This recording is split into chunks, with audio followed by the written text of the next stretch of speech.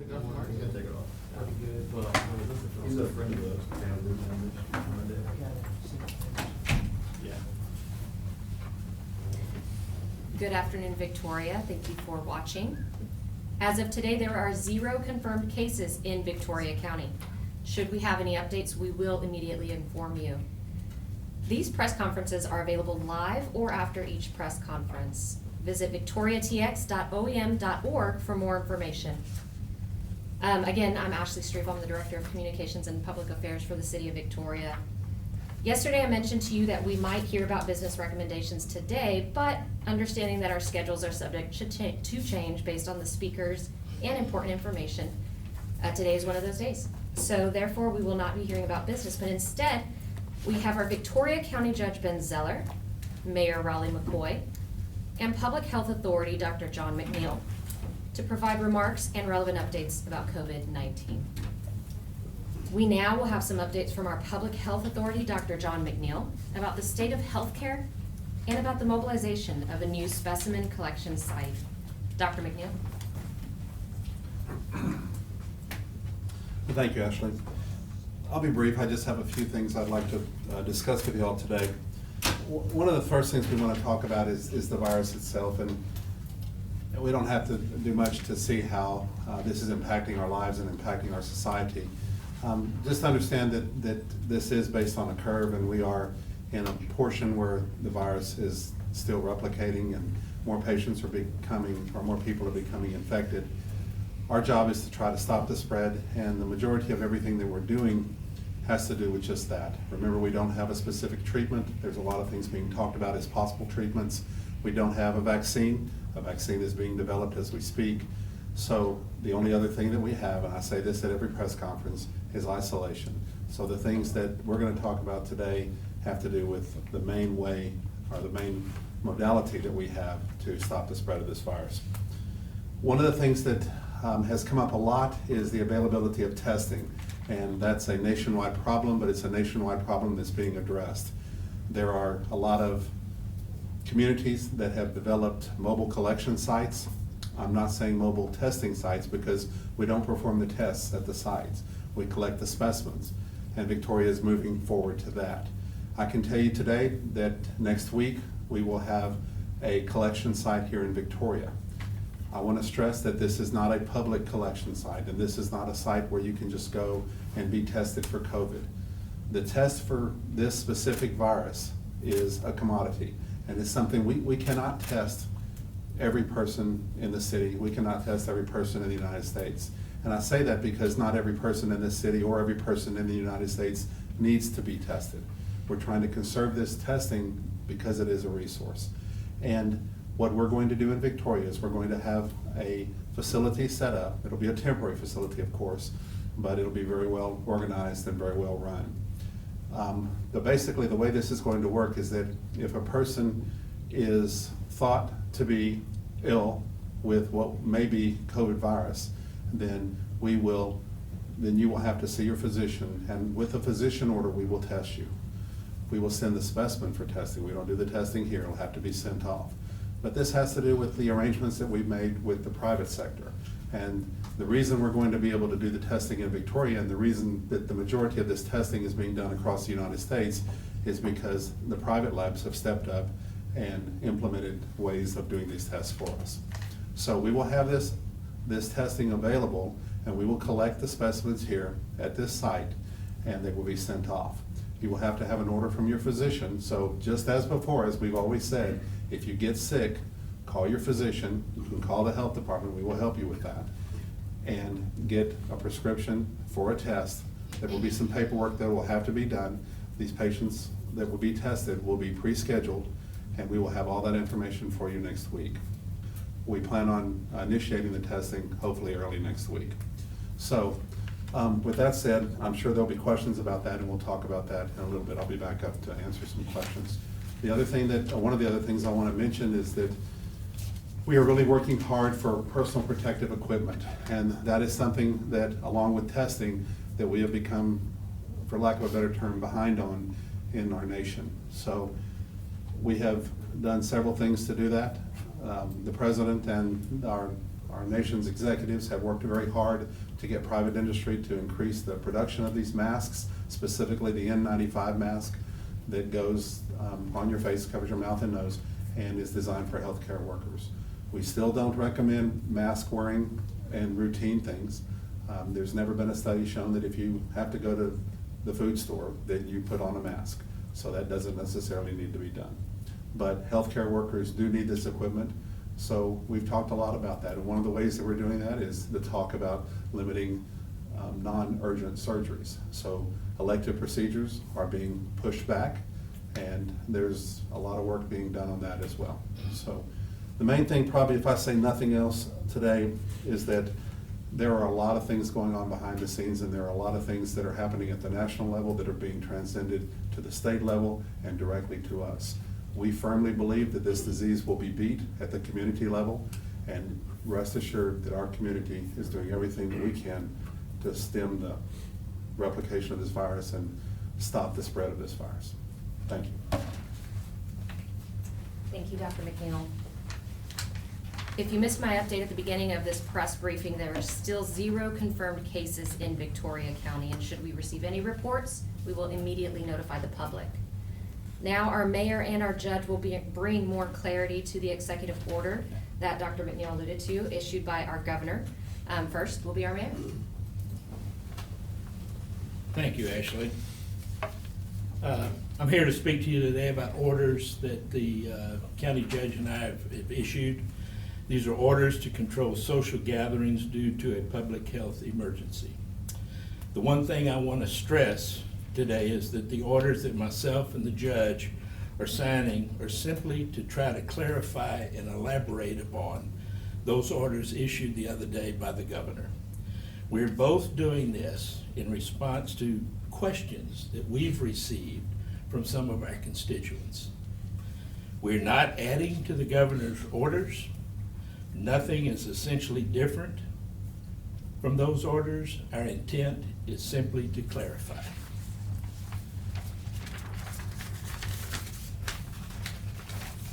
But I will share with you that no matter what orders that I or the judge issue, they will not cover every single scenario. And that's why we rely on you to make your best judgment in these matters, given the following. And these are extremely important. In everything you do, in an effort to live as normally as possible, the 3 things we can do and know are effective are: 1, control group sizes of public gatherings, practice social and physical distancing, and probably one of the most important of all is just sanitation.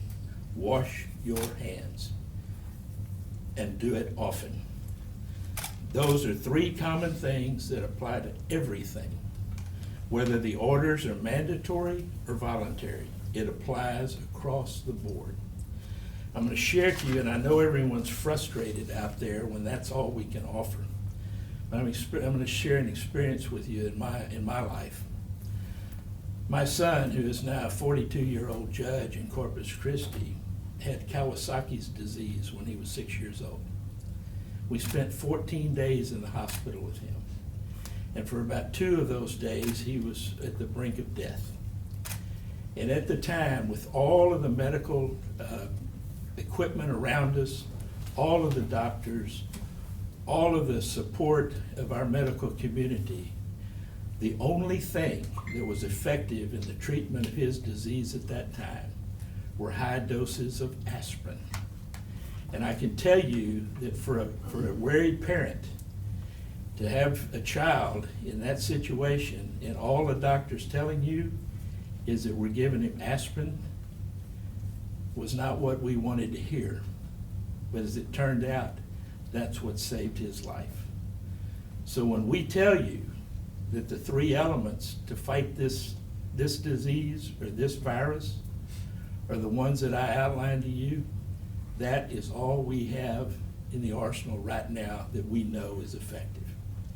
And I know you want more, but the truth of the matter is, that's it. And that's why I urge you to, when we shut down today, We're gonna have copies of these orders that the judge and I have issued. And I would wish that the media and everyone else will read these orders in their totality. And in all of the areas, apply those three basic essential elements to each one of those clarifications that we're trying to do. And so what I'm saying is there's not a lot we can offer you in questions about it. The main thing is look at these orders in the context of those three elements in everything you do. So that's what I would ask of you. Thank you. Judge? Sure. Good afternoon. I'll follow up very briefly with what the mayor said, with just a couple of comments regarding our effort to clarify the governor's executive order from a couple days ago. Additionally, I'll also speak to the county's operations in the coming week.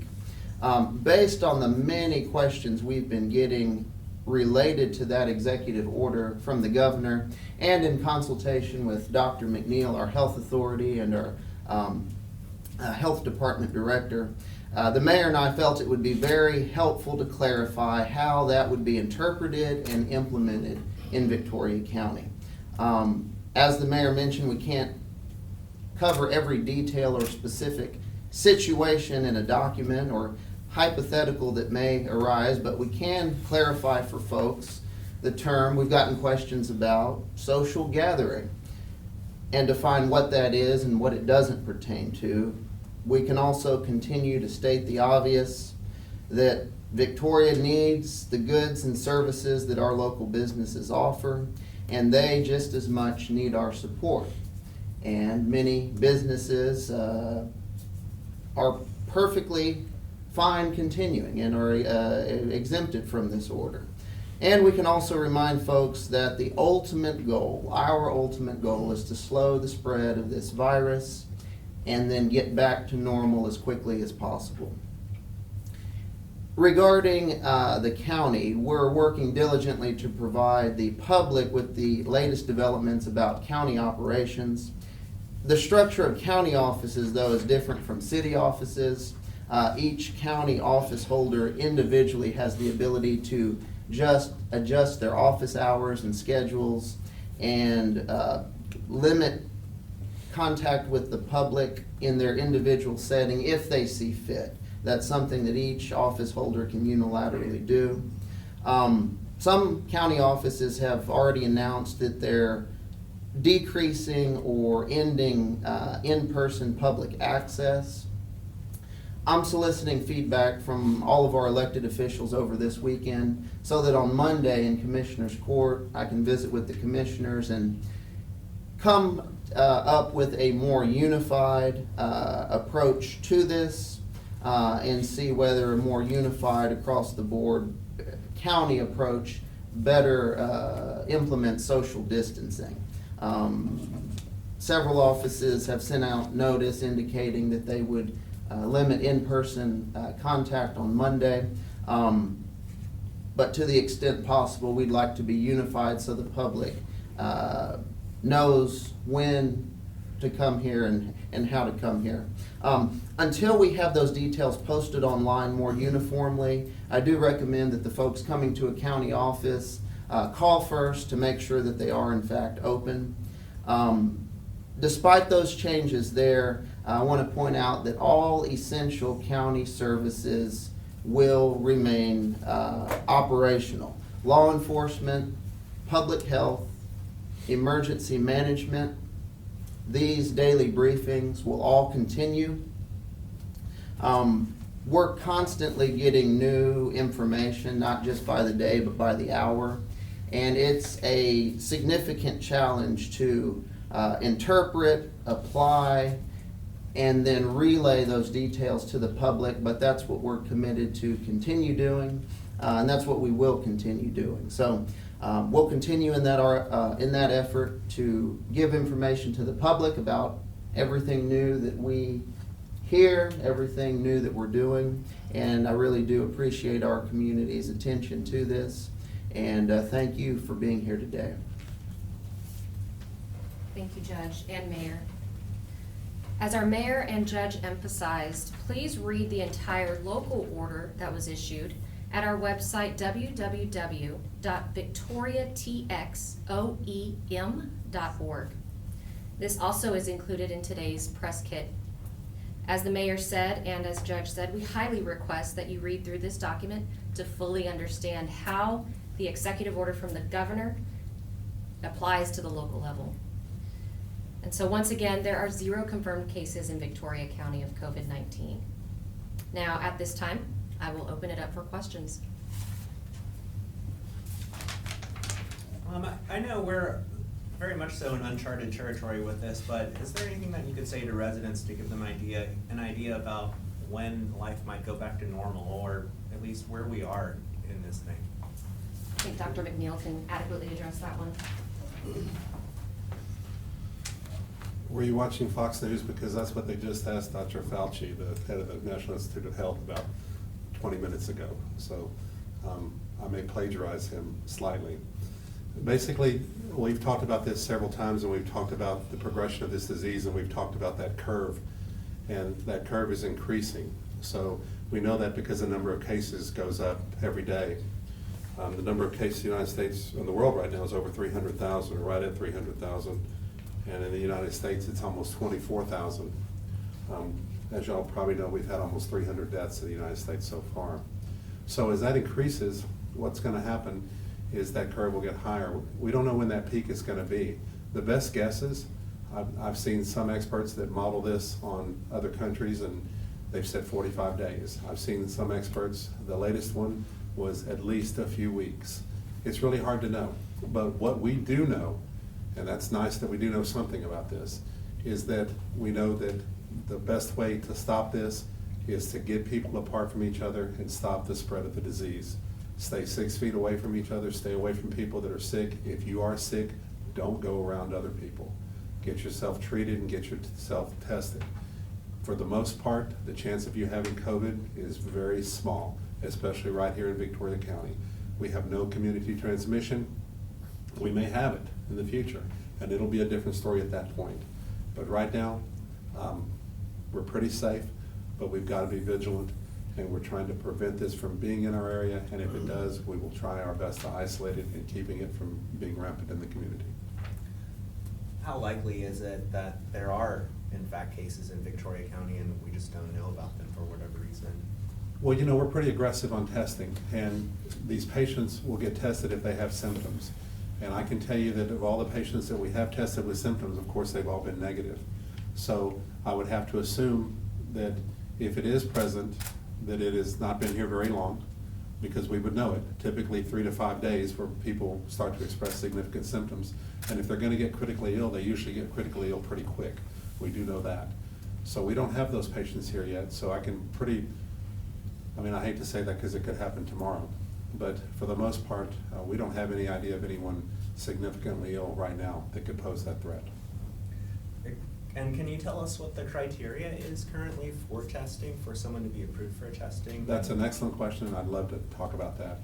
The real world, if this was perfect, if this were a perfect entity and we could figure this out, we would have home tests and we'd all go home and stick a little thing in our nose and put it in a little reagent. If it turned green or blue or whatever color, we would know. We don't have that. So the criteria for testing, so we have to think of the testing as a limited resource. So we test people that have had exposure. We test people that have clinical symptoms consistent with the disease, that being fever, cough, and shortness of breath. This disease kills people through a specific type of pneumonia, and patients that have that type of pneumonia have significant shortness of breath and other systemic symptoms along with this. We factor that in with the fact of if you were exposed to the disease. We factor that in with your other comorbidities as far as what illnesses you have. And we factor that in considering your age, because we know that elderly people are much more likely to do poorly with the disease. Are we considering imposing a curfew, and is that something that's even possible? Could we see that in the near future, even without a state order? I can honestly say that we have not even discussed the idea of a curfew. Victoria and in South Texas, where we are right now, there are cases around Texas, of course. And there are cases in San Antonio, Houston, We've had cases even closer, but we have not had that here. Now, New York, and I guess 3 states now have some form of curfew. In fact, I was told earlier that 25% of the nation is on some form of stay-home order, but we have not discussed anything like that in our area. With these differences in how people are gathering and how that's affecting our local service economy and other economies, what would you recommend for county residents who are worried about their economic security in the very near future? Is there anyone who can speak to that? I'd like to ask the county or the mayor too to come up and address the previous question that you asked as well, in addition to what Dr. McNeil suggested. Well, from my perspective, in terms of business, to the extent a business can continue in a safely and responsible manner, following those 3 criteria that I just outlined, we encourage people to stay in business. We're fighting this on two fronts, a medical emergency and an economic emergency. And so we recognize that those 2 are very significant. And from the judges, now I might want to speak for the judge, but from my standpoint, it's very important that we strike a balance in that. We have to be cognizant of both of those things that are attacking us at this time. Both of them are serious. And I think, Ashley, if I'm not wrong, that we will have a subject matter expert tomorrow Correct. who's going to come in and explain a little bit to how people are effective, where their sources to go to are, and things like that. So we want to encourage businesses to stay open responsibly. Again, going back to those medical criterias, but it's essential that we have these services in order to keep people employed and keep them in supply of the things they need for everyday living. So what I'm saying is balance is the key. And that's what we weigh every day. And I can assure you that there are countless hours of discussion. The judge and I spend a lot of times. There's times in the night I'll call the judge and ask him, what do you think about this? Or text him a message, what do you think about that? So it is on our mind every single hour of every single day. And we understand the gravity of both situations. And what we're trying to do is strike a balance and do what we think is in the best interest of the people who put us in this office and put us in place to make these decisions.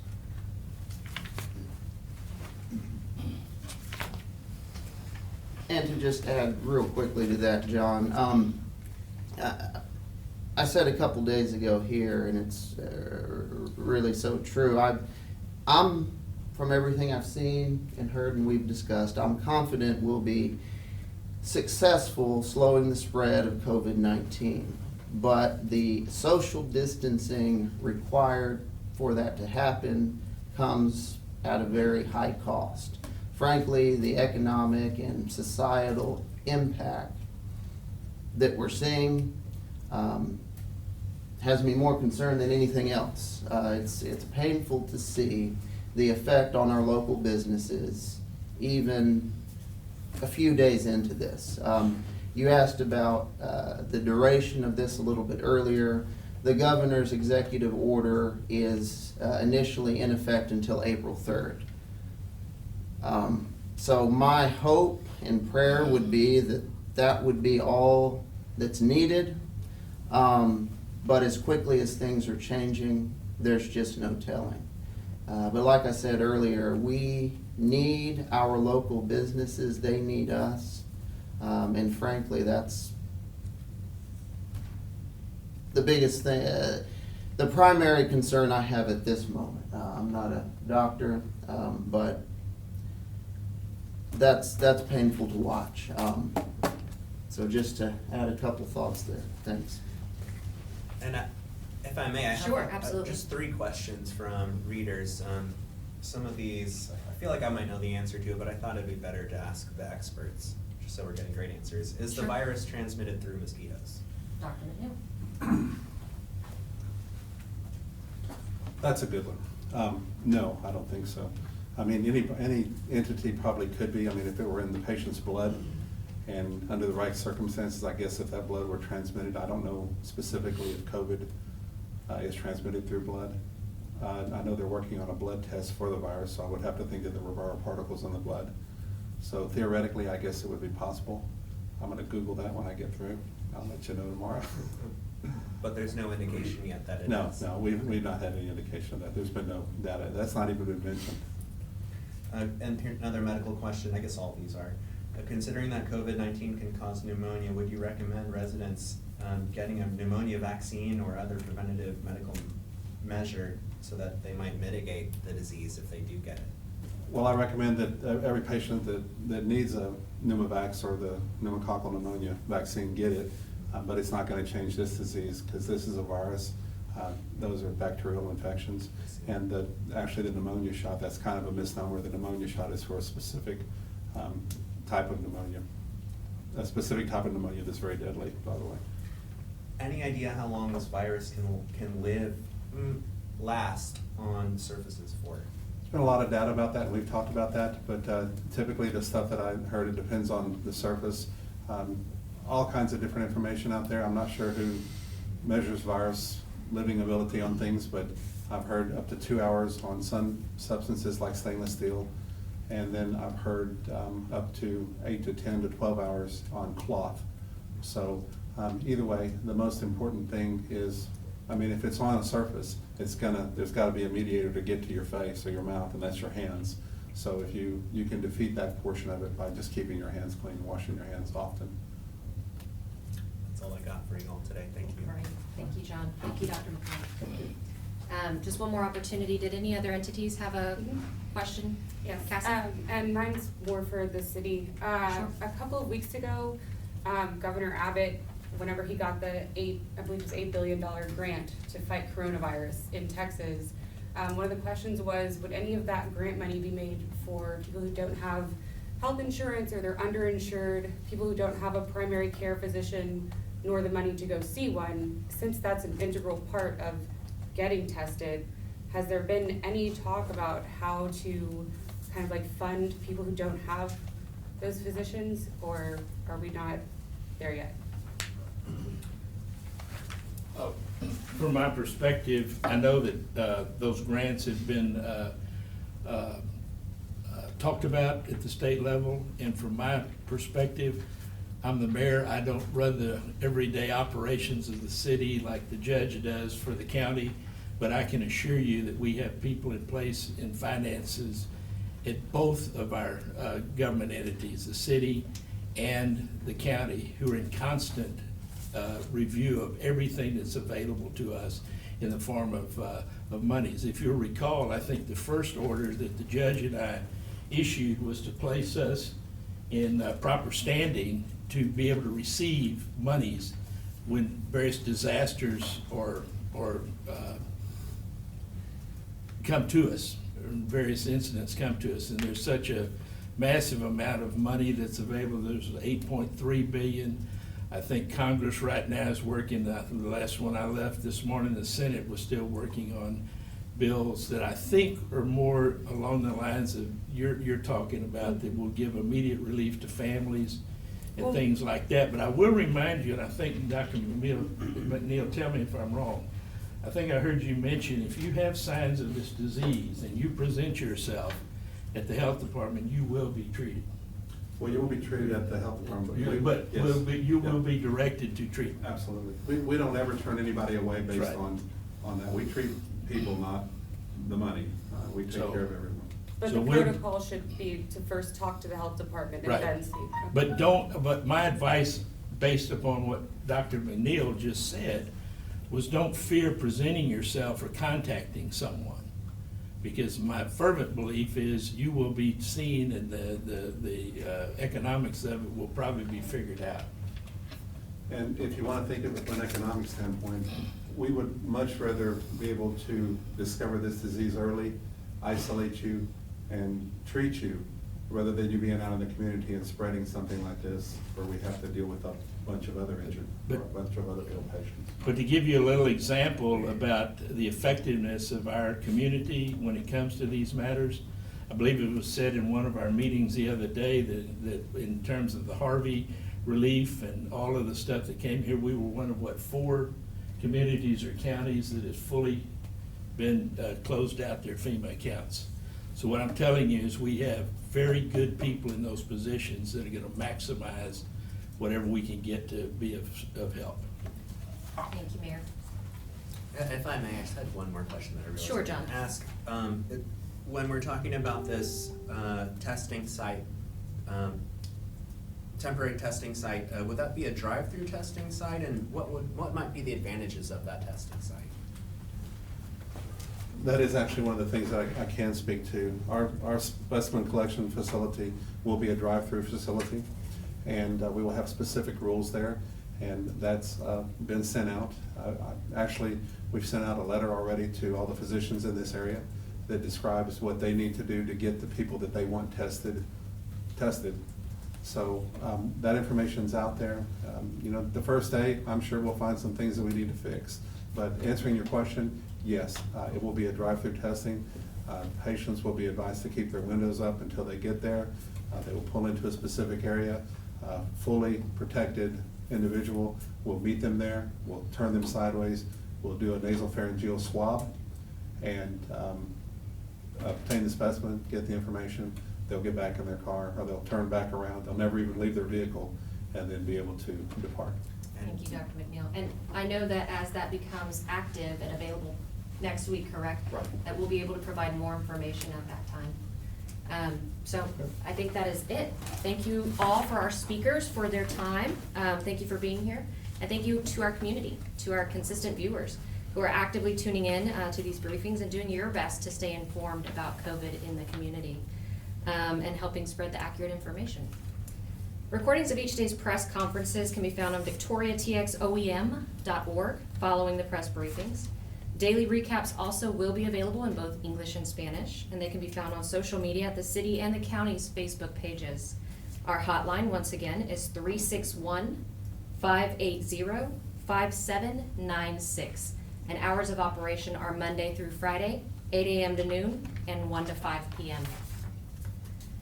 Once again, we know that this information is vital to you right now, and so we're working to get that to you as quickly as possible. In the coming days, we'll continue to bring in subject matter experts. Tomorrow, as Mayor did allude to, we will be bringing in someone from the business community to address that. And once again, I want to remind you, it's important now more than ever to adhere to the guidelines established by our local, state, and federal officials. I thank you all for your time, and we'll see you back here, same time, same place, tomorrow. Thank you.